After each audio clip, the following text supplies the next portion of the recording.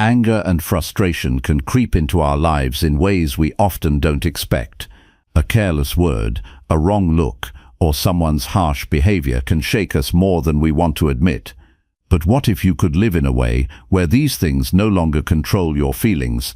Imagine waking up each day with a calm mind and a steady heart, no longer bothered by others or swept up in angry reactions.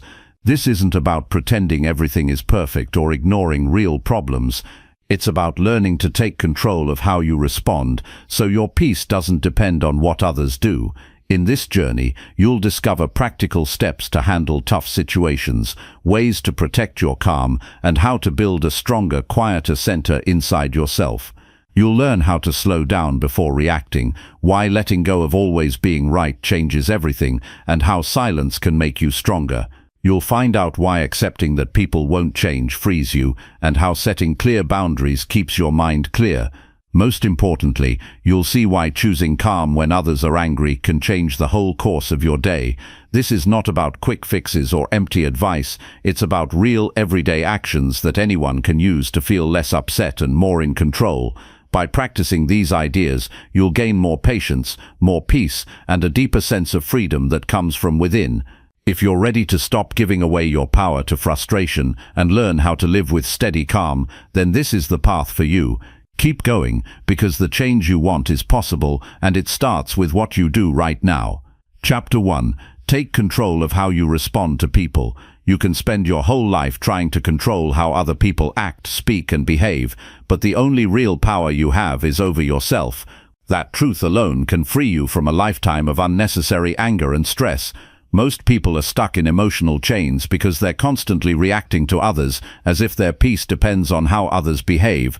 But real freedom comes when you decide that your emotions belong to you, not to the outside world. The moment you understand this, everything changes. You become unshakable, not because the world is peaceful, but because you are. This is where the work begins, not with trying to change people, but with changing how you respond to them. There's power in that shift. When you take control of your response, you take control of your life. You stop being pulled in 100 directions by every rude word, every strange look, every careless action. Instead of being at the mercy of other people's moods, you become grounded. You stop feeding the chaos and start building something stronger within yourself. That doesn't mean you won't feel frustration. You will. But the difference is, you'll no longer let it run your life.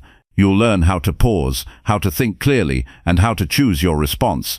That choice is everything. It's the space between what happens and what you do about it. In that space, you have all your power. Every time you feel triggered, you are being offered an opportunity. You can either react in the same way you always have, or you can rise above it. And rising above it doesn't mean you're weak. It doesn't mean you're avoiding conflict or pretending to be fine. It means you've developed enough discipline to choose peace over ego. It means you're wise enough to know that yelling back or getting upset isn't going to solve anything. It means you understand that calm is a weapon, and self-control is a kind of quiet strength that most people will never develop.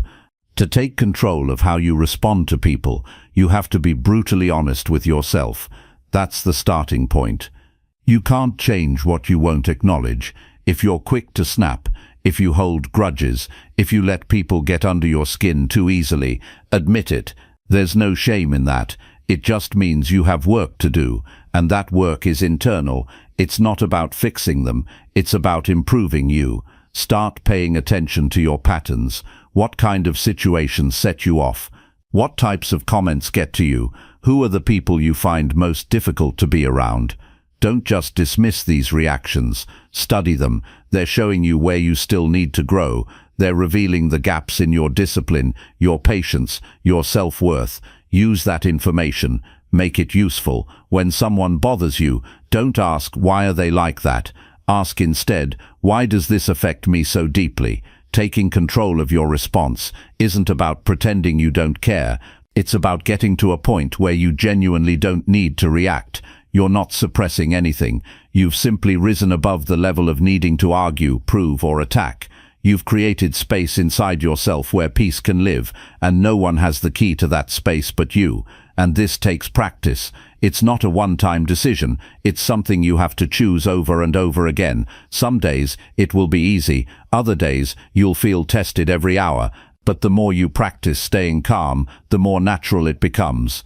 Over time, you start to respond with clarity instead of emotion. You start to see people's behavior for what it is, usually a reflection of their own pain, insecurity, or immaturity, and you stop taking it personally. That shift is massive, because most of your anger isn't really about the other person, it's about your expectations of how people should treat you. When those expectations aren't met, you get upset. But what if you dropped the expectations and focused instead on your values? You can't control how others behave, but you can always control how you show up. And when your self-worth doesn't depend on other people's respect or approval, you become bulletproof. One of the best ways to build this strength is by practicing the pause. That means creating a habit of not reacting immediately. When someone says something that triggers you, don't respond right away. Give yourself a second to breathe. Give yourself time to check in with your emotions. Ask yourself, what outcome do I want from this moment? That small gap gives you room to choose a better response. Another powerful tool is reframing. When someone is rude or disrespectful, instead of thinking they're attacking me, shift your perspective. Think they must be dealing with something I don't understand. This doesn't excuse bad behavior, but it helps you stay centered. It reminds you that how someone treats you often has more to do with them than with you. Reframing allows you to stay grounded and keep your power. Also, understand that not everything needs your energy. Silence is a response. Walking away is a response. Not engaging is a response. And often those responses are more powerful than any words you could say. There is strength in restraint. There is wisdom in choosing peace over drama. Every time you hold back from reacting, you grow stronger. You build emotional muscle. Start observing yourself during conversations. How often are you really listening versus waiting to respond? How often are you reacting out of habit versus responding with thought? Bringing awareness to your behavior is the first step toward changing it. It's not about being perfect, it's about getting better one moment at a time. This work requires humility. You have to be willing to admit when you've messed up. You have to be willing to say, I overreacted, or I let my emotions get the best of me. That kind of honesty is what real strength looks like. It's not about being unshakable all the time. It's about recognizing your triggers and taking responsibility for how you deal with them. And don't underestimate the role your lifestyle plays in your emotional control. When you're tired, unhealthy, or mentally drained, your patience wears thin. Take care of your body. Eat better, sleep better, move more. These basic things have a huge impact on how well you manage your emotions. A calm mind lives in a healthy body. Build that foundation. Surround yourself with people who value peace, not conflict. Pay attention to how others handle stress. Learn from those who stay composed under pressure. Their presence can elevate yours. At the same time, limit your exposure to people who constantly bring negativity, gossip, or chaos into your life. Your environment affects your energy. Protect it, and most importantly, forgive yourself. You won't get it right every time. You will lose your temper now and then. That's part of being human. The goal isn't perfection. The goal is progress. Every time you choose a better response, even if it's just a little better, you're building a new version of yourself, stronger, wiser, and more in control. You have the power to stop being reactive. You have the ability to change the way you show up in the world. You don't need anyone else to be different. You just need to be different. That's where your real power lives. It's not in controlling them, it's in mastering yourself. So start today, not tomorrow, not next week, right now. Make the decision to own your emotions, your energy, your focus. No more giving away your peace to people who haven't earned. No more letting rude comments or careless actions decide how your day goes. Take that power back, build that strength, and keep choosing it over and over again until it becomes who you are. You won't just feel calmer, you'll feel free. You'll stop needing to prove yourself. You'll stop defending your worth. You'll stop trying to win battles that don't even matter. And in that space, you'll find something rare, peace that doesn't depend on anyone but you. That's where this journey begins. Not with them, with you. Chapter 2. Slow down before reacting to anything you hear. Every word you hear has the power to trigger something inside you. It can ignite anger, spark doubt, or stir up old wounds. But none of those emotions have to control you unless you let them. That control begins with one simple but powerful practice: slowing down. Not everything that reaches your ears deserves an immediate reaction. In fact, most of the problems people create for themselves come from reacting too fast and too emotionally. When you take a breath and create just a little space between what you hear and what you do next, you give yourself time to think clearly, act wisely, and stay in control of your own peace. The reason most people get upset isn't because something bad was said. It's because they allowed that moment to bypass their judgment and go straight to their emotions. They hear something offensive and they respond out of habit. They hear something they disagree with and they rush to defend themselves. They hear something critical and they jump to attack. That's how most arguments start. That's how relationships break down. That's how unnecessary stress grows. But you can break that pattern. You can train yourself to pause. It's not weakness to pause. It's mastery. It's the decision to no longer let outside words control your internal state. And it doesn't take years to learn. It takes intention. It takes discipline. It takes a willingness to become more aware of how you function in everyday conversations. It starts the moment you decide that no matter what you hear, you will not react blindly. You will not speak just because you feel triggered. You will not respond until you are calm, steady, and clear. People often confuse speed with strength. They think being quick to react makes them sharp or intelligent. But the truth is, reacting without thinking is often a sign of insecurity, not power. The strongest people are not the loudest or the fastest to speak. They are the ones who listen fully, think deeply, and choose their response carefully. That kind of strength takes inner stability. It comes from knowing that you do not need to rush to defend your ego every time someone says something you don't like. When someone speaks, your job is to listen, not just to their words, but to your own reactions. Feel what's happening inside you. Notice the first emotion that rises. That emotion is not wrong, it's just a signal. Anger might tell you that your boundaries feel violated. Sadness might show you that you care deeply. Frustration might mean something important to you is being ignored. But none of those feelings have to control your next action. You can feel all of them and still respond with wisdom. The key is giving yourself the time to process. Slowing down is not silence for the sake of silence.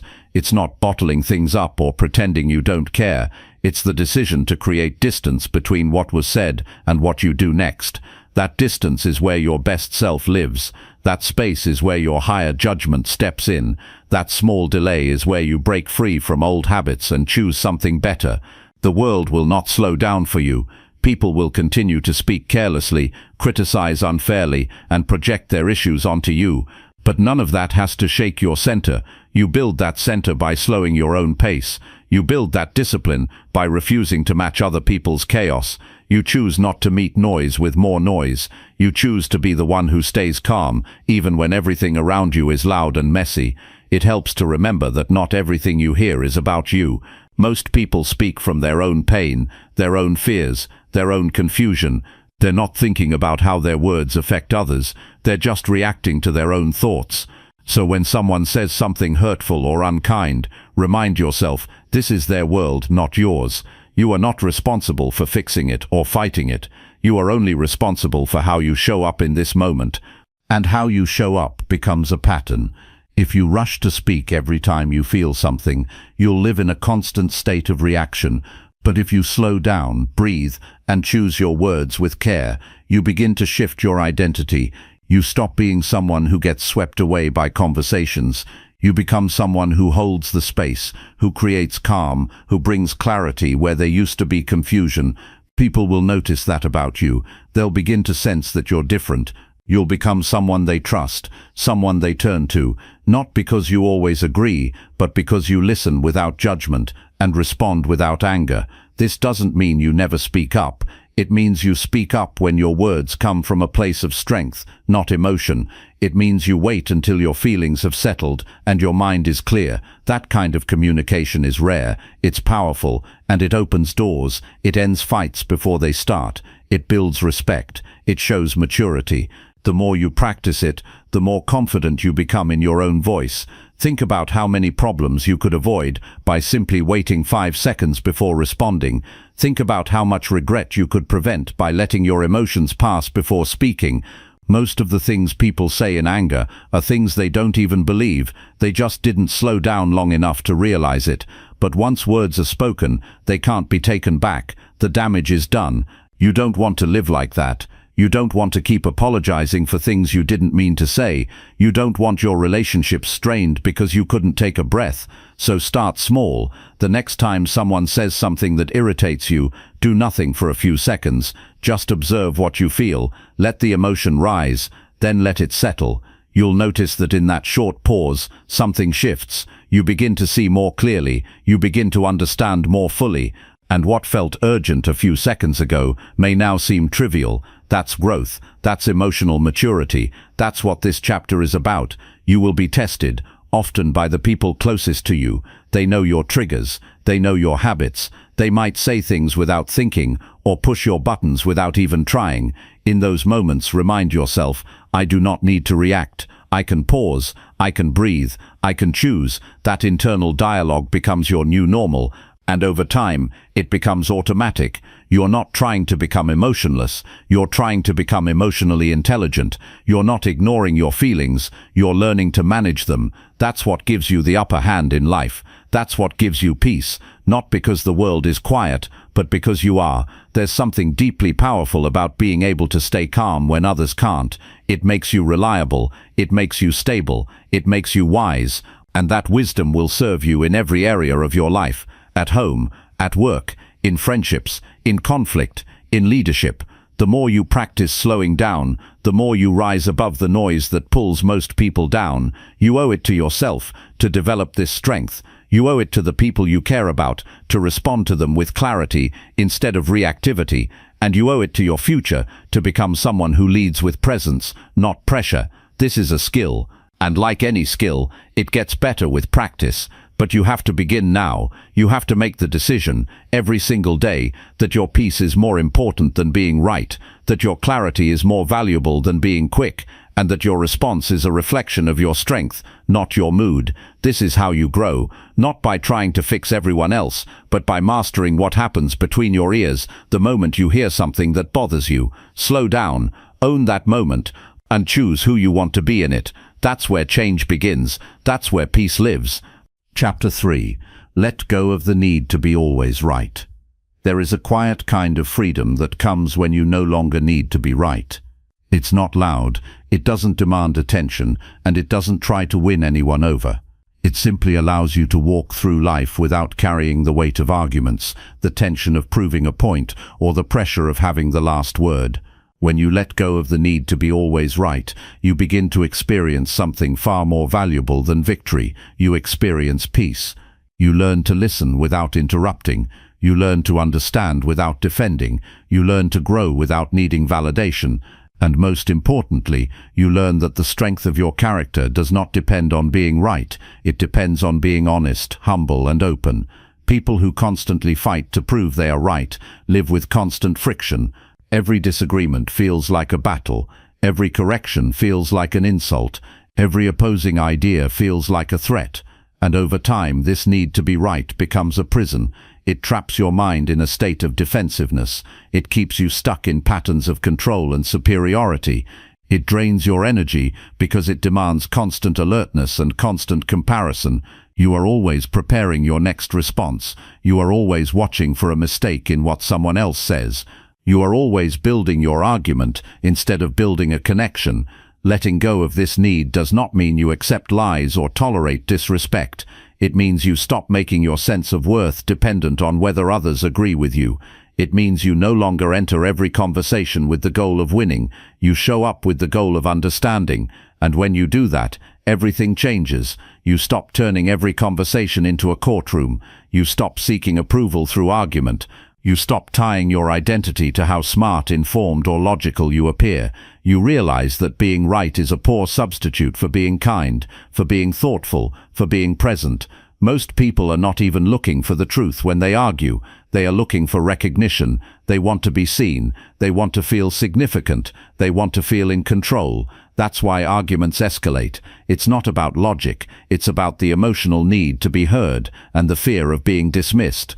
If you try to meet that emotional need with facts alone, you will fail. But if you meet it with humility, if you respond with calm presence, you can diffuse tension without needing to prove anything. Sometimes the wisest thing you can do in a disagreement is to say nothing, not out of weakness but out of strength. You know who you are, you know what you believe. You don't need to shout it from the rooftops to feel secure. You don't need to dominate the conversation to feel strong. The more you are grounded in your own values, the less you need others to validate them. And the less you need validation, the more peaceful your life becomes. Letting go of being right also opens the door to learning. When you're no longer obsessed with defending your viewpoint, you become open to hearing others. You become curious. You ask better questions. You listen more deeply, and in that listening, you gain perspective you would have missed. You begin to see that truth is not always simple. People have different backgrounds, different emotions, different life experiences. What is right for one person may not be right for another. When you stop trying to impose your version of truth on everyone, you create space for real understanding to grow. This shift takes practice. It's hard to let go of the need to be right when you've built your confidence around being the smartest, or the most logical, or the most informed. It's hard to stay silent when you know someone is wrong. But ask yourself this: what is your goal? Is it to prove a point, or is it to build peace in your life? Is it to be right, or is it to be at peace with yourself and others? Most arguments aren't worth the energy they take. Most disagreements aren't about the issue, they're about ego. And when you learn to set your ego down, you win a much greater prize: clarity, calm, and maturity. You'll notice something powerful when you let go of being right. You gain influence, not through force, but through respect. People begin to listen to you more, not because you dominate the conversation, but because you bring wisdom. They trust you more, not because you argue well, but because you treat them with respect, even when you disagree. That kind of respect creates space for honest dialogue. It builds bridges. It makes you someone others feel safe with, someone they can be real around. Your relationships improve. Your mind becomes quieter. You stop replaying arguments in your head. You stop trying to think of what you should have said. You stop regretting the words you used in moments of pride or frustration.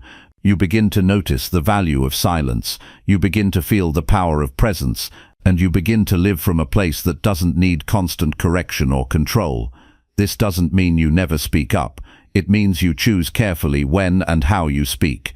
You ask yourself, is this about helping someone, or is it about protecting my ego? Will this create understanding, or will it fuel more division? You start speaking only when your words add clarity or kindness. You stop reacting to every opinion. You stop trying to change people who don't want to change. You stop trying to correct every mistake someone makes in conversation. You begin to trust that people will learn in their own time, and you focus on growing in your own way. Life becomes lighter when you're no longer burdened by needing to be right. Conversations become easier. You laugh more. You listen more. You judge less. You begin to understand that your worth is not tied to what others believe about you. You don't need to explain yourself constantly. You don't need to prove your intelligence. You don't need to show that you know better. You begin to value peace over pride. And once you make that shift, life opens up in a way it never has before. Letting go of being right also teaches you forgiveness. You stop holding grudges based on what someone said years ago. You stop keeping score. You stop needing apologies to move on. You learn to release, not because the other person deserves it, but because your peace is more important than being correct. You learn to walk away from arguments that used to trap you. You learn to smile and say nothing when someone tries to provoke you. You learn that your silence is not surrender, it's strength. It takes courage to release the need to win every debate. It takes maturity to let someone else believe what they want, even when you disagree. But that courage frees you from the constant pressure to perform. That maturity gives you a steady heart in a noisy world. You become someone others admire, not because you always have the right answers, but because you know when to let go. And in letting go, you discover the truth. Being right is not the goal. Living well is. And living well means letting your pride sit in the back seat.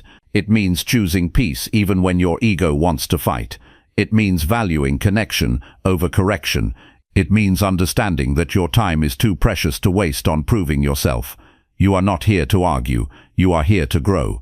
And growth requires humility, openness, and the willingness to say, I don't need to be right to be whole. I don't need to win this moment to keep my peace. I don't need agreement to live with purpose. What I need is clarity, patience, and the strength to let go. Chapter 4.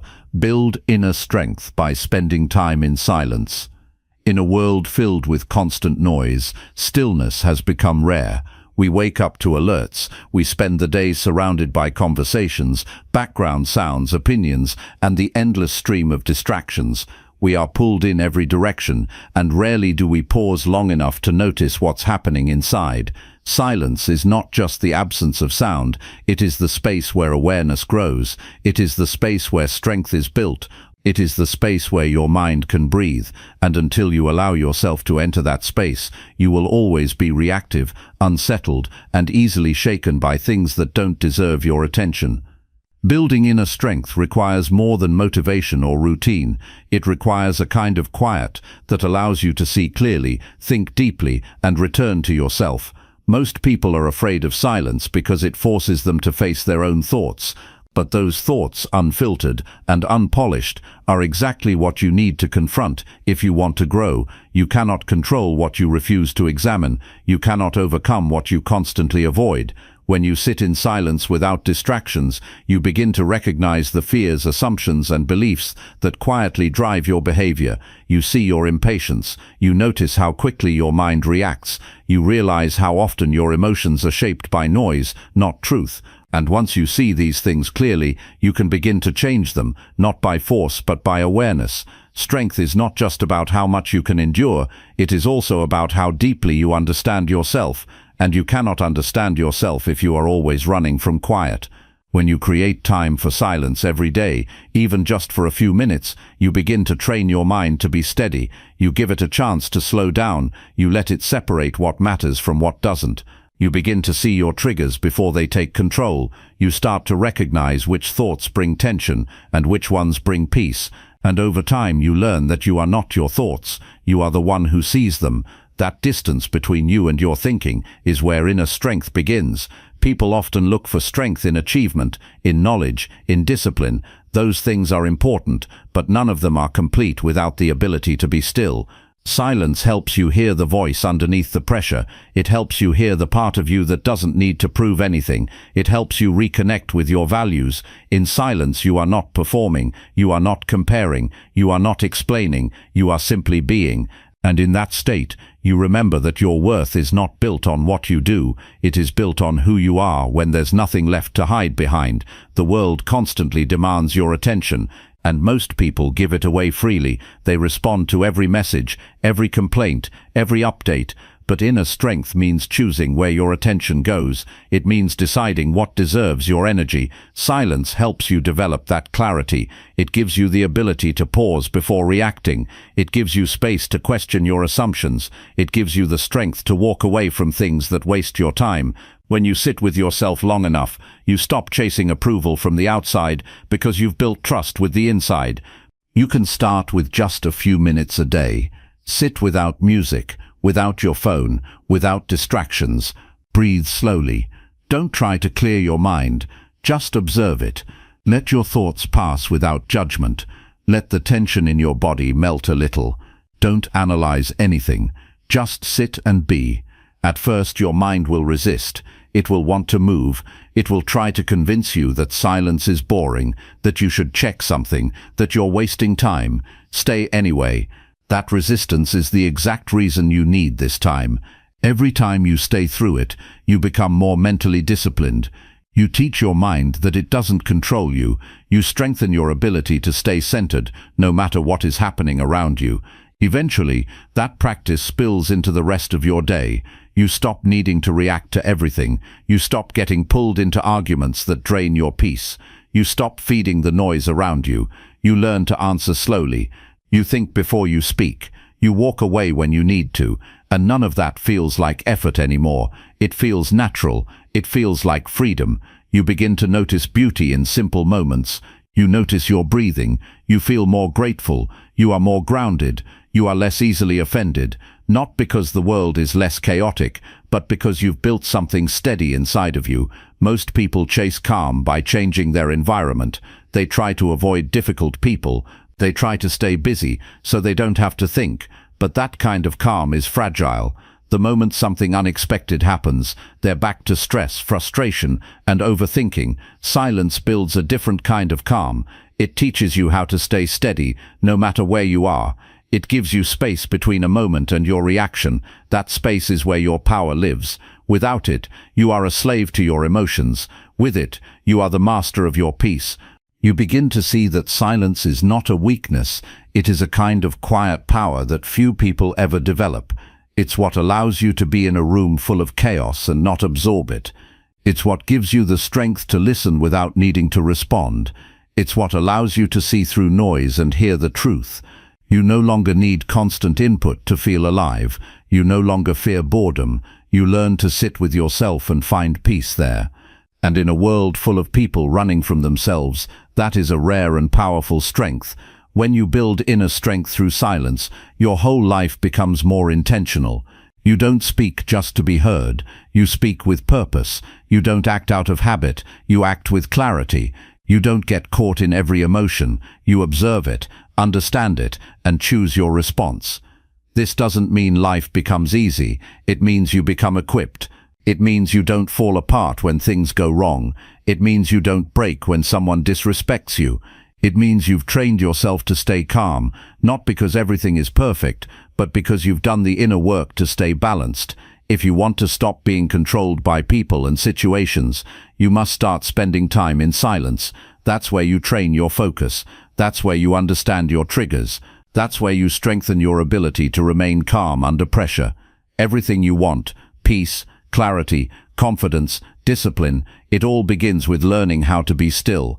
And every time you sit with yourself in silence, you become a little stronger, a little wiser, a little more unshakable. Over time, silence becomes your friend. It becomes a safe space, a place where you return to yourself, where you sort through confusion, where you calm your fears. It becomes your reset button, your place of power.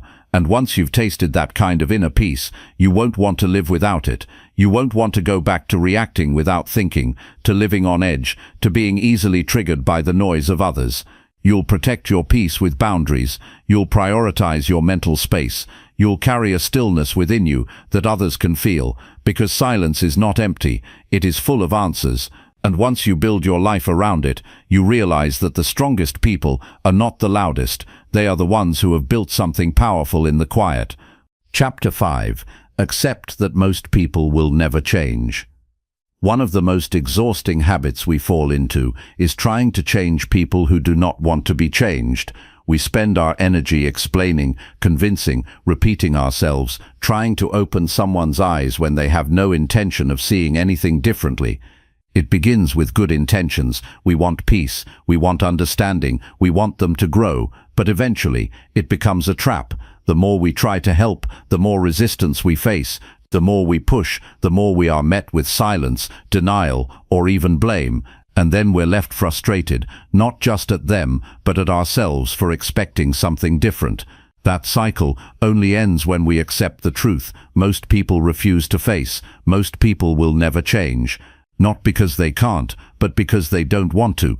Change is uncomfortable. It requires effort, humility, and the ability to see yourself clearly. Many people are unwilling to go through that. They would rather protect their habits than face their faults. They would rather blame others than take responsibility. They would rather stay in familiar pain than step into unfamiliar growth. This doesn't make them bad people, it makes them human.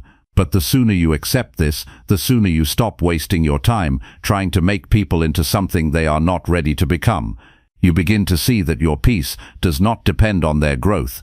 Your peace depends on your ability to let go. You do not need to argue with someone to prove a point they have no interest in understanding. You do not need to correct every lie, challenge every flawed opinion, or try to fix someone who is deeply attached to their version of the world. If someone wants to grow, they will. If someone wants to learn, they will ask questions. If someone wants to heal, they will do the work. But if they don't want to change, nothing you say will matter, not your reasoning, not your wisdom, not your effort. And the longer you ignore this, the more energy you lose in battles you were never meant to fight. Peace begins when you stop expecting others to live at the same level of awareness as you. People can only meet you as deeply as they've met themselves. If they haven't faced their past, they will avoid hard conversations. If they haven't confronted their ego, they will reject every piece of feedback. If they haven't sat with their emotions, they will project those emotions onto you. This is not yours to fix. This is not your responsibility to carry. You do not owe anyone the sacrifice of your mental clarity just because you love them or believe in their potential.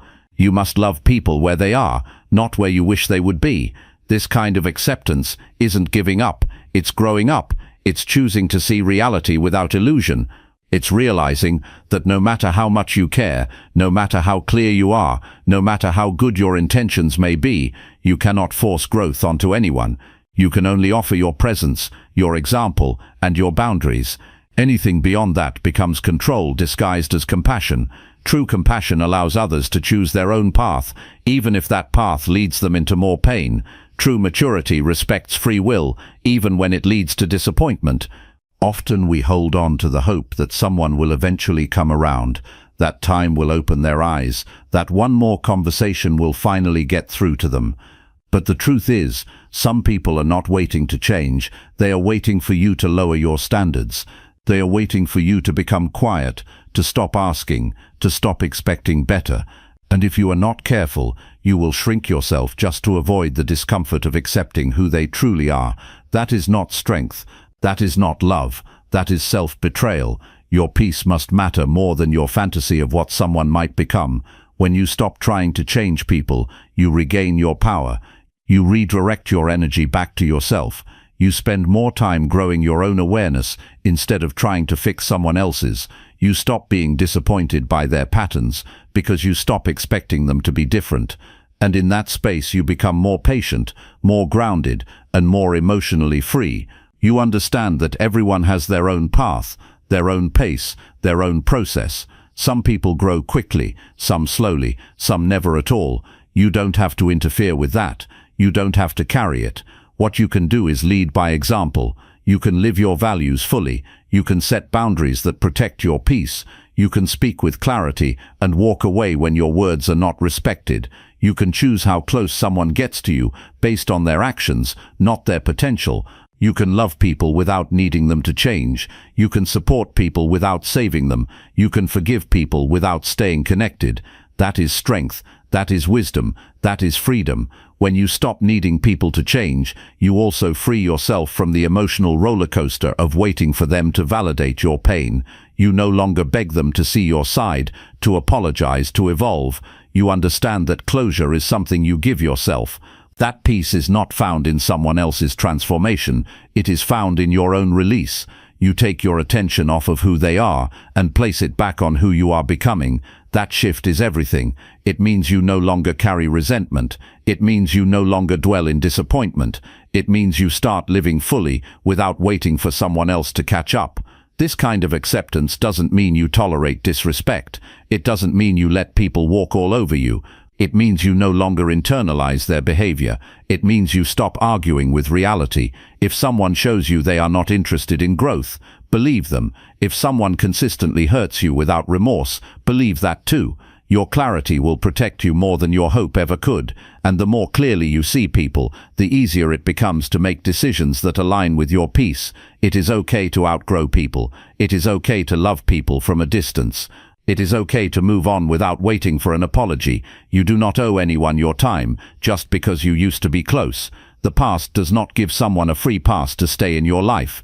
If they are no longer aligned with your values, you are allowed to move forward. That is not selfish, it is necessary. And the more you practice this, the more space you create for people who are actually capable of growing with you. Eventually, you stop needing to explain yourself. You stop needing to convince anyone of anything. You live in a way that reflects your growth, and you let that speak for itself. People will either rise to meet you or they will fall away. Either way, you remain grounded, you remain centered, you remain in peace, because you have finally accepted that change is a personal decision, not something you can force into existence. You have accepted that your role is not to transform others, but to transform yourself.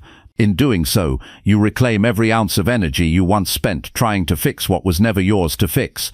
You become more patient with life, more present in your own journey, more selective with your time. You stop expecting others to behave the way you would, because you know they have not lived what you've lived, they have not learned what you've learned, and they are not meant to walk the same path. You are no longer disappointed by who they are, because you are no longer attached to the illusion of who they could be. You are at peace, not because the world has changed, but because you have. Chapter 6. Protect your peace by setting clear daily boundaries. Peace is not something that arrives by chance. It is something you must guard, something you must protect deliberately every single day. Without clear boundaries, your energy becomes available to anyone who demands it. Your time becomes subject to everyone else's urgency. Your mind becomes vulnerable to whatever enters without permission. And when your life becomes a place where anything or anyone can enter without restraint, you lose clarity, direction, and strength. You begin to feel anxious without knowing why. You feel heavy without knowing what's weighing you down. That confusion is the result of living without boundaries. Boundaries are not walls that keep people out. They are doors that you control. They are the firm decisions you make about what is allowed to affect you and what is not. They are the quiet commitments you uphold for your own emotional, mental, and physical well-being. The absence of boundaries leads to exhaustion, resentment, and bitterness. The presence of boundaries leads to calm, focus, and strength. You cannot protect your peace without choosing yourself, and you cannot choose yourself if you are constantly abandoning your needs to please others. Every day the world will try to pull you in 1,000 directions. Messages will flood your phone. People will interrupt your space. Opinions will come at you. Expectations will be placed on you. If you're not intentional, you'll react to all of it. You'll say yes when you mean no. You'll answer when you needed rest. You'll agree when something feels wrong. You'll smile while you're being drained. You'll be polite when you're actually uncomfortable. And then you'll wonder why you feel overwhelmed, disconnected, and frustrated. It's because you've allowed the world to dictate your inner state. That ends the moment you begin setting boundaries. Boundaries are decisions made in advance. They're not about reacting after the damage is done. They're about deciding ahead of time what you are available for and what you are not. You don't wait until your peace is shattered. You decide what will be allowed to reach you. This begins with time. How you spend your time is how you spend your life. If your time is constantly hijacked by other people's plans, emergencies, or endless small talk, then your peace becomes reactive instead of intentional. To reclaim your life, you must begin protecting your time as if it is sacred, because it is. It starts with something as simple as having quiet time in the morning before engaging with the world. Don't give your attention to notifications before you've grounded yourself.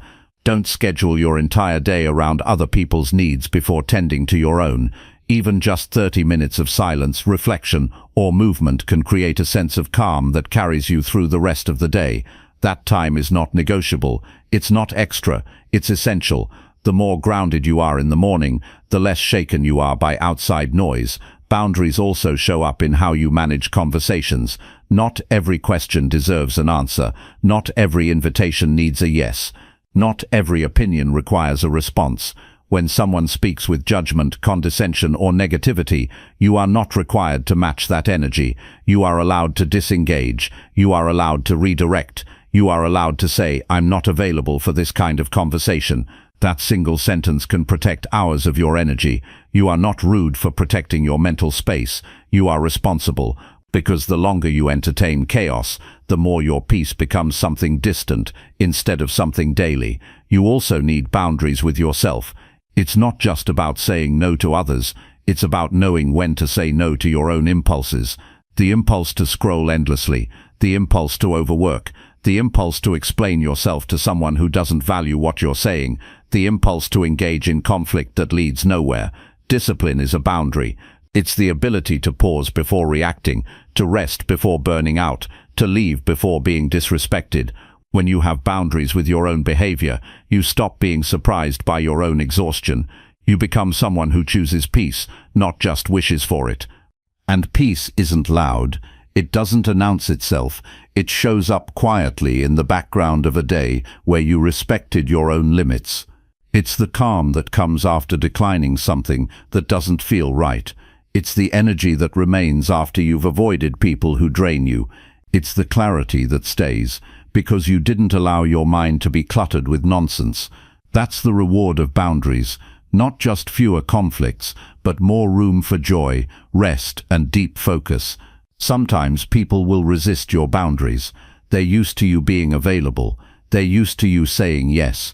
They're used to you sacrificing your well-being to maintain the peace in the room. But here's the truth. Peace that costs you your peace is not peace, it's control. And anyone who tries to guilt you for protecting your mental space was benefiting from your lack of boundaries. That discomfort you feel when you begin saying no is temporary. It fades. What remains is a life that feels lighter, stronger, and more stable. You don't need to explain your boundaries to everyone. You don't need to make them palatable. You simply need to honor them. If you're tired, rest. If you're overwhelmed, step back. If something doesn't feel aligned, decline. If someone consistently brings negativity, create distance. Boundaries are not about judgment. They're about preservation. You are allowed to choose what energy enters your life. You are allowed to curate your environment so that your nervous system is not constantly under attack. Start small. Choose one area of your life where your peace feels compromised. Maybe it's constant messages at night. Maybe it's a person who oversteps your time. Maybe it's your own tendency to overcommit. Decide on a simple rule for yourself, then practice holding it. You don't need to be perfect. You just need to be consistent. And over time, those small decisions turn into a way of life. A life where your energy is no longer scattered. A life where your mind feels clear. A life where your emotional space belongs to you again. The more you honor your boundaries, the more confident you become. You begin to realize that you don't need to be everything to everyone. You don't need to carry everyone's emotions. You don't need to be the one who always understands, always listens, always gives. You can be kind without being available for everything. You can be generous without draining yourself. You can be loving and firm at the same time. The world won't fall apart if you say no, but your inner world might fall back into place. The more boundaries you set, the more peace you keep. You stop waiting for others to change, for circumstances to slow down, for life to suddenly become easier. Instead, you become the gatekeeper of your experience. You stop blaming the outside world for your internal chaos. You stop asking why things feel so heavy, because you know exactly what to adjust. Boundaries are not selfish. They are an act of self-respect. They are the daily choice to prioritize what truly matters and to release what does not. In the end, peace is not just something you feel, it's something you build. One decision at a time, one conversation at a time, one small no at a time. You don't wait for peace to find you. You create it, you protect it, you live in a way that honors it. And when you do, your life begins to reflect the calm you've always been seeking, not because the world changed, but because you did. Chapter 7. Speak with calm when others speak with anger. When someone speaks with anger, your first instinct might be to match their tone, defend your position, or strike back with words of your own. It feels like a form of self-protection, like you're preserving your dignity or making sure you aren't walked over. But in truth, reacting with anger rarely brings resolution. It escalates tension, it sharpens conflict, it replaces understanding with ego and connection with division. Speaking calmly in the face of anger is not weakness, it's the clearest display of strength, maturity, and self-mastery. It is the quiet power that changes the tone of a conversation and sometimes even changes a relationship. When someone raises their voice, it's often not about you, it's about something inside them. It could be stress they haven't processed. It could be pain they don't know how to express. It could be fear disguised as control. Your role in those moments is not to absorb their storm, but to become the anchor that doesn't move. Calm speech is not passive, it is active restraint. It's the discipline to remain grounded when everything around you tries to pull you off balance. It's the ability to stay clear when another person is clouded by emotion. Your voice carries weight. When you lower your voice, you raise the chances of being heard. Anger is loud, but calm is commanding. When you respond with gentleness, you disrupt the pattern. You slow down the heat of the moment. You give both yourself and the other person a chance to breathe. Even if they continue shouting, even if they don't mirror your calm, you have already shifted the energy by refusing to join in the chaos. That shift, though subtle, is powerful. It protects your peace and sets a boundary in real time. This conversation will not spiral because you chose not to spiral. This is not easy. It takes practice to hold your center when someone else has lost theirs. It takes awareness to feel your heart racing, your thoughts speeding up and still choose not to explode. It requires you to separate their emotion from your identity. Just because someone is upset doesn't mean you are at fault. Just because someone lashes out doesn't mean you are unsafe. Just because someone is angry doesn't mean you have to be. The moment you internalize their emotion, you give away your power. But the moment you stay present and conscious of your tone, you reclaim your strength. Responding with calm starts before the conversation ever begins. It starts with how you manage your inner world. If you spend your days overstimulated, impatient and reactive, you'll have very little capacity to stay composed when conflict arises. But if you're living with intention, with moments of stillness and reflection woven into your routine, you'll find yourself less shaken when intensity shows up. Your nervous system will be used to calm, your mind will know how to pause, and your words will be chosen rather than thrown. You must also release the idea that every angry person deserves an explanation. Sometimes silence is your best response. Sometimes walking away is the most respectful option for both parties. Calmness doesn't mean you tolerate disrespect. It means you respond with clarity, not retaliation. You don't match immaturity with more immaturity. You don't give away your peace just to prove a point. If someone's behavior crosses a line, address it when the energy is stable, not while they're yelling and not while you're boiling inside. Calm creates space for honest reflection. It allows you to approach the situation later with reason instead of regret. When someone speaks with anger, remind yourself, this moment will pass, the emotion will fade. What will remain are the words that were spoken. If you meet their anger with your own, you may say things that you didn't mean. You may inflict wounds that take years to heal. But if you meet it with calm, even if the conversation doesn't resolve immediately, you've avoided making it worse. You've kept your integrity. You've protected your energy. And more than that, you've led by example. You've shown that there's another way to communicate, one built on clarity, not chaos. People remember how you made them feel.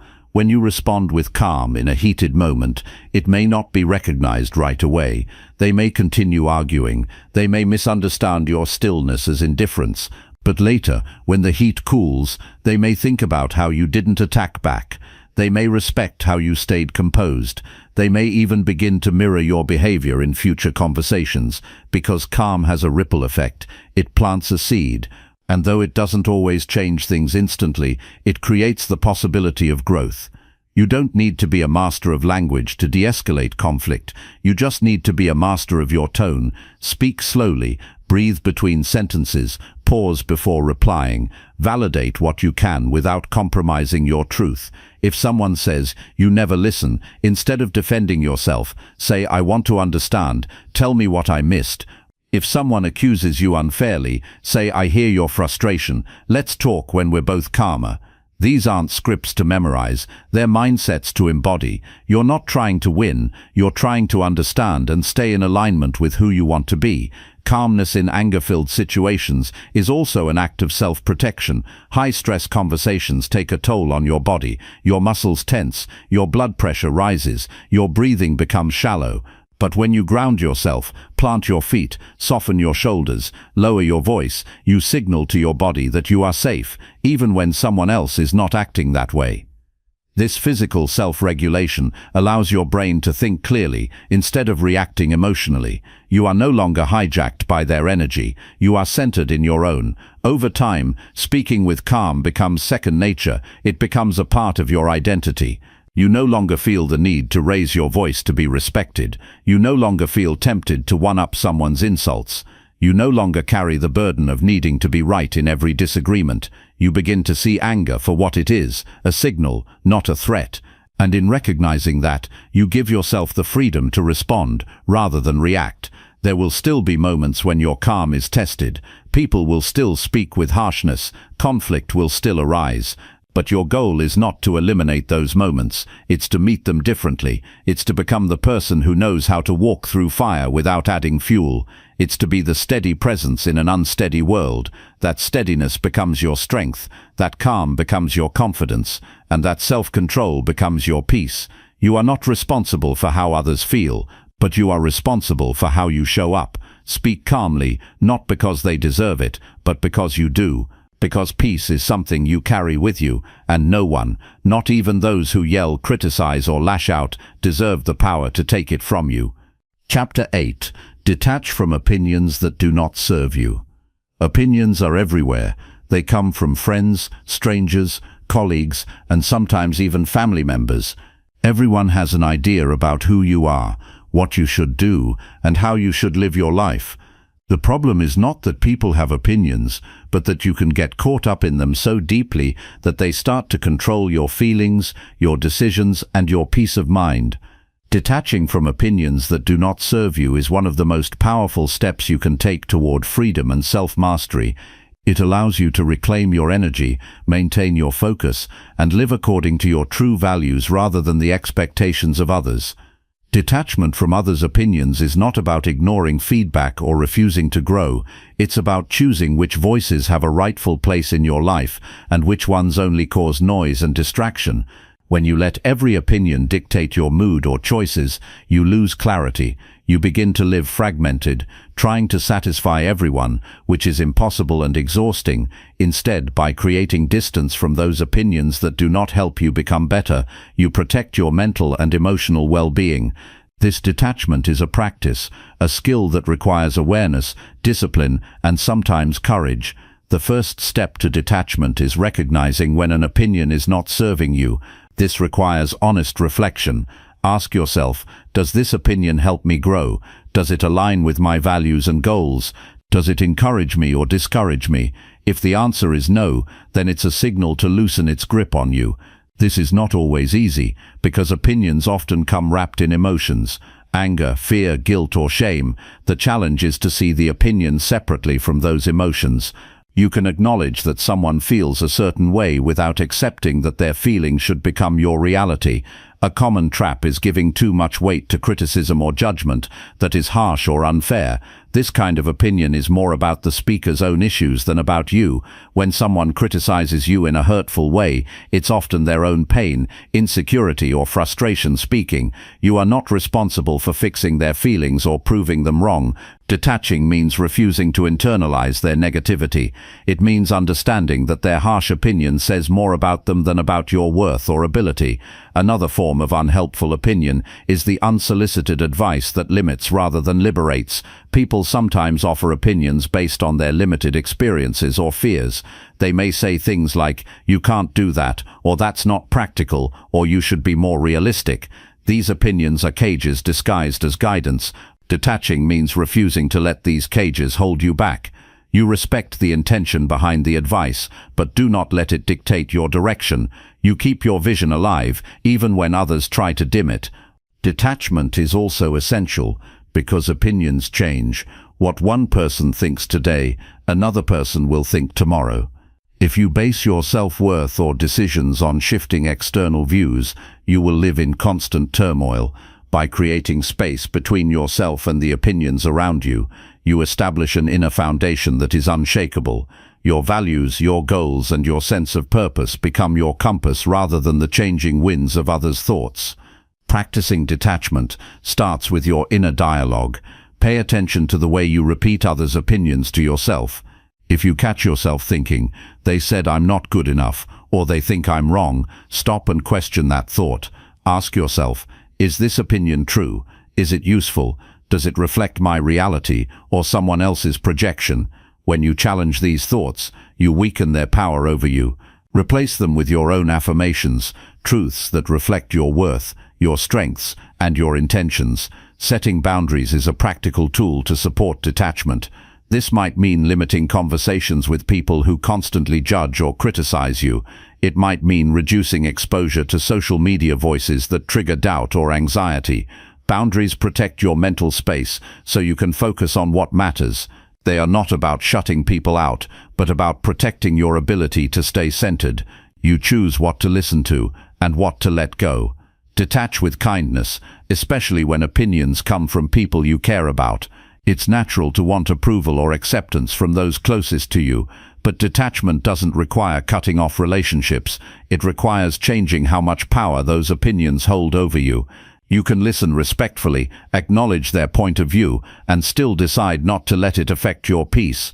Over time, this gentle but firm approach creates healthier dynamics where your true self can thrive without constant second-guessing. Another important aspect is recognizing the difference between constructive feedback and destructive opinion. Constructive feedback is specific, actionable, and aimed at helping you improve. Destructive opinion is vague, personal, and meant to tear down. Learn to separate the two. When you receive constructive feedback, welcome it with openness. When you encounter destructive opinion, detach and protect your spirit. Detachment also means accepting that you cannot control what others think or say about you. This acceptance is liberating because it shifts your focus inward. Instead of trying to manage external approval, you manage your own values, actions, and feelings. You become the source of your validation. This is not arrogance, it's realism. It's understanding that your energy is limited and should be invested wisely. Remember that every opinion you detach from frees up space for your own voice to grow stronger. When you stop trying to please everyone, you start pleasing the one who matters most. Your decisions become clearer, your confidence grows, your peace deepens. You create a life that reflects your truth, not a patchwork of others' expectations. The journey to detachment is ongoing. Some days it's easier, other days opinions sneak in and shake your foundation. That's normal. Be patient with yourself. Each time you practice detachment, you build resilience. Each time you reclaim your energy, you strengthen your freedom, and every moment you choose your peace over someone else's judgment, you move closer to mastering your mind. Ultimately, detaching from opinions that do not serve you is a radical act of self-love and respect. It's a statement that your well-being matters more than pleasing others. It's the quiet rebellion against the noise of judgment. It's the foundation of a calm mind, a strong heart, and a life lived on your own terms. This is the power you carry when you stop giving away your peace to opinions that do not belong to you. Chapter 9. Choose patience when your emotions feel most intense. When emotions rise and overwhelm you, it is natural to want immediate relief, to react quickly and forcefully. In those moments, patience becomes not just a virtue, but a vital skill to master. Choosing patience when emotions feel most intense can change the entire course of your day, your relationships, and ultimately your life. It is an intentional act of strength, a conscious decision to pause, breathe, and allow clarity to return before acting.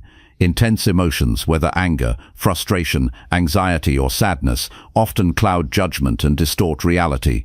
They make problems appear bigger and solutions more distant. When you respond impulsively during these peaks of emotion, you risk making decisions that lead to regret, hurt, or missed opportunities. Patience creates space between stimulus and response. It allows you to step back, observe your feelings without being swept away, and choose a wiser course. The first step to practicing patience amid strong emotions is recognizing that the feeling is temporary. Emotions rise and fall like waves. They may feel overwhelming in the moment, but they do not last forever. Understanding this natural rhythm can reduce the urgency to react immediately. It reminds you that time is an ally, not an enemy. By simply waiting, you give yourself the chance to see things from a calmer perspective. Another essential step is to develop awareness of your body's signals. Emotions manifest physically: tightness in the chest, shallow breathing, a racing heart. When you notice these signs early, you can interrupt the automatic reaction, slow down your breathing, relax your muscles, and ground yourself in the present moment. These physical acts support mental patience by calming the nervous system and bringing focus back to the here and now. Choosing patience also means resisting the temptation to act out of fear or anger. These emotions can push you to lash out, blame others, or retreat in silence. Instead of feeding the fire, patience invites you to ask, what is this emotion really about? What is beneath the surface? Often, intense feelings are signals pointing to unmet needs, past wounds or misperceptions.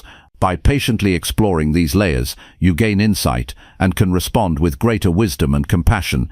Patience does not mean passivity or ignoring your emotions. It means holding space for them without letting them control you. This takes discipline and practice. One way to build this discipline is through mindfulness, cultivating a habit of observing your thoughts and feelings without judgment. Mindfulness teaches you to be present with discomfort rather than running from it. This presence builds emotional resilience and deepens your capacity for patience. When emotions run high, communication can become a minefield. Patience helps you choose words carefully, speak calmly, and listen deeply. Responding patiently prevents escalation and opens the door for understanding. It allows conflicts to be resolved more effectively because both parties feel heard and respected. Patience in conversation is a powerful form of emotional intelligence that fosters stronger connections and reduces stress. In moments of emotional intensity, setting a small pause before responding can be transformative. This pause might be just a few seconds or several minutes depending on the situation. During this time, take a few deep breaths, count slowly, or step away briefly if possible. These simple acts create distance from the emotional charge and allow rational thought to re-enter. Over time, this habit becomes automatic, and you find yourself reacting with calm rather than impulse. Choosing patience also means accepting that some things cannot be changed immediately or on your timetable. Life often presents challenges and frustrations that require endurance. Patience teaches you to tolerate discomfort without losing hope or resorting to anger. It builds mental toughness by reminding you that difficult moments are temporary chapters, not your whole story. This perspective fosters peace and steadiness even in uncertainty. Building patience is like training a muscle. It grows stronger each time you practice. Start small by applying patience to everyday annoyances, a slow driver, a delayed email, a misunderstanding. Notice how your experience changes when you respond patiently. Over time, extend this skill to more significant emotional challenges. Celebrate each success as a step toward greater emotional mastery and freedom from reactive suffering. Sometimes impatience stems from unrealistic expectations. When you expect everything to happen instantly or everyone to behave perfectly, frustration and anger easily follow. Patience helps realign expectations with reality. It encourages acceptance of human imperfection and the natural pace of life.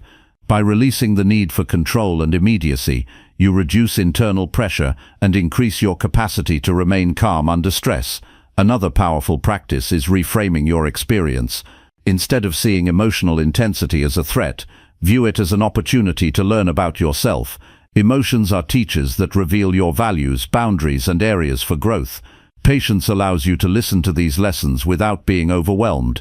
This mindset shifts your relationship with emotions from adversarial to curious and constructive.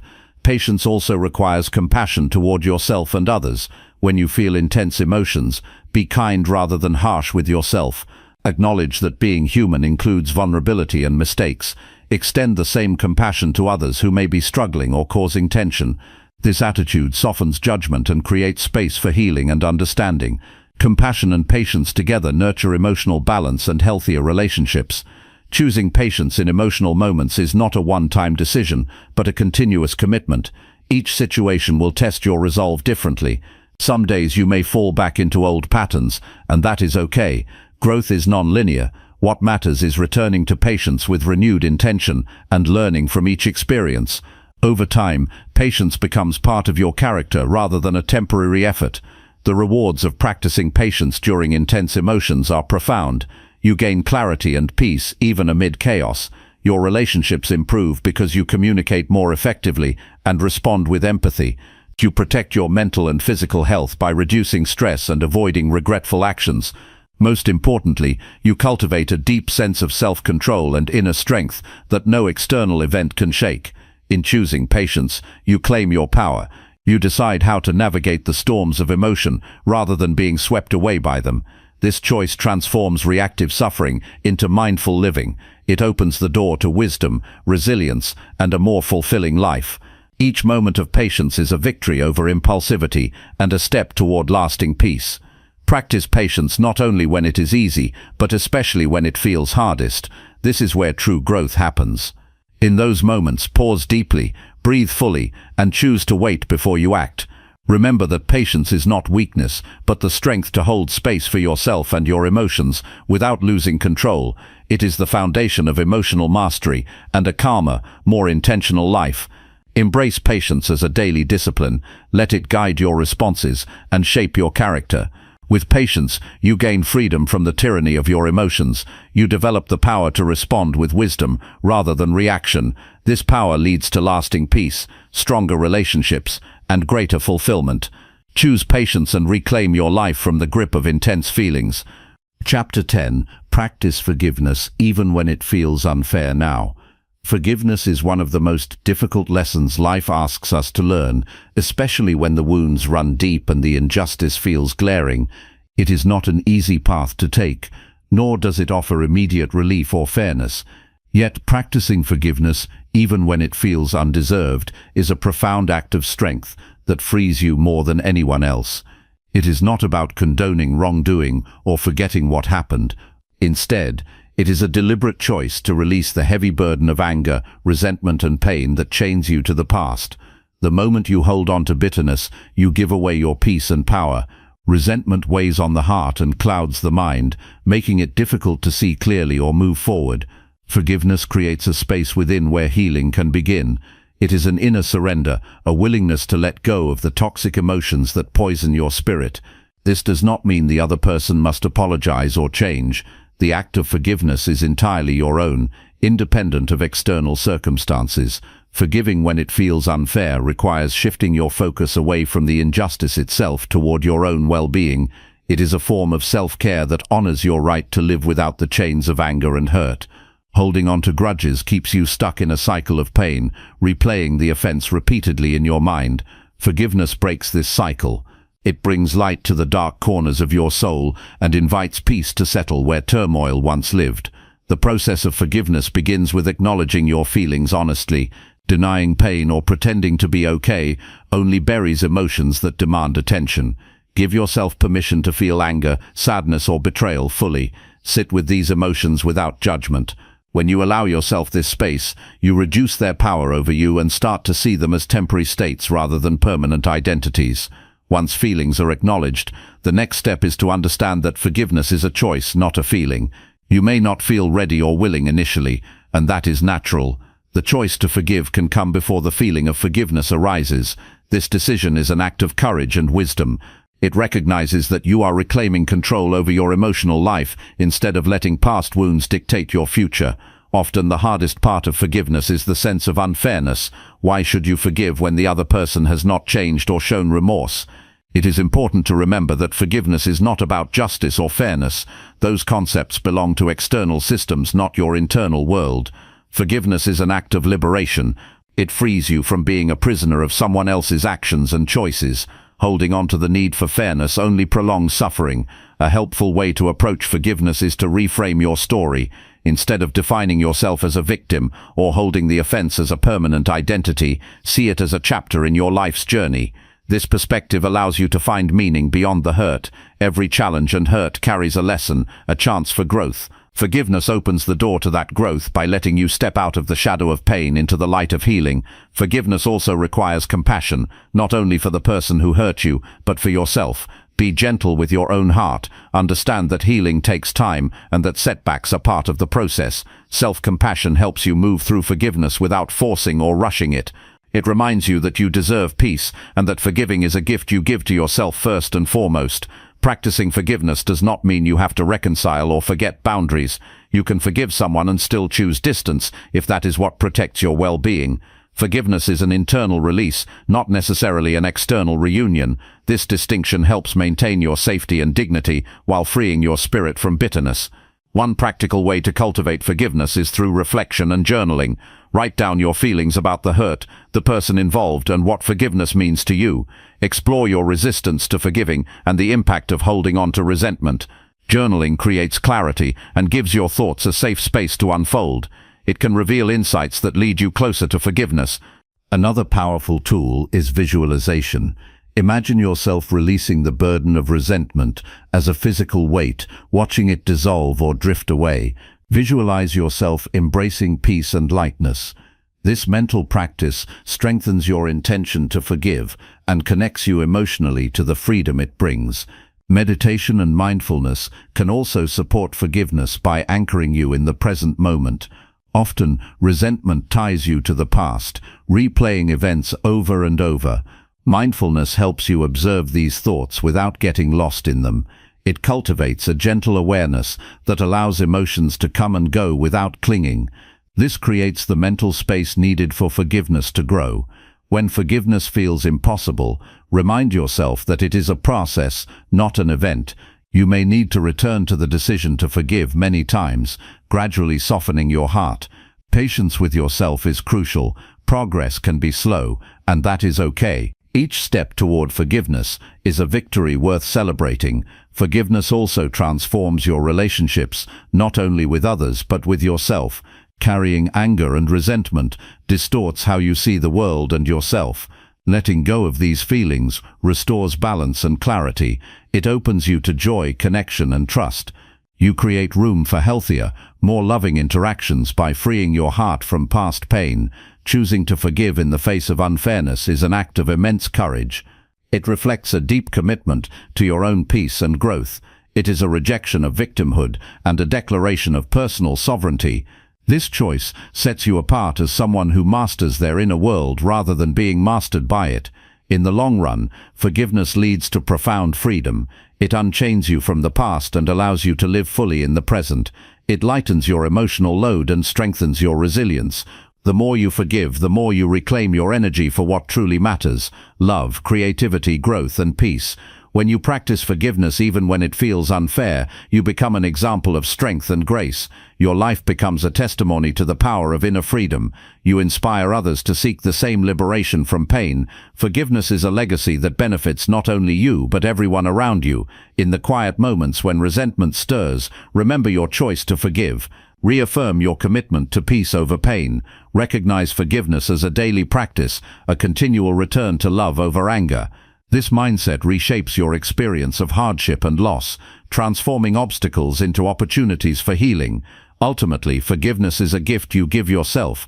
It frees you from the chains of bitterness and allows you to move forward with dignity and calm. It is a journey worth undertaking, no matter how unfair the path may seem. Embracing forgiveness, even when it feels undeserved, unlocks the door to lasting peace and profound personal freedom.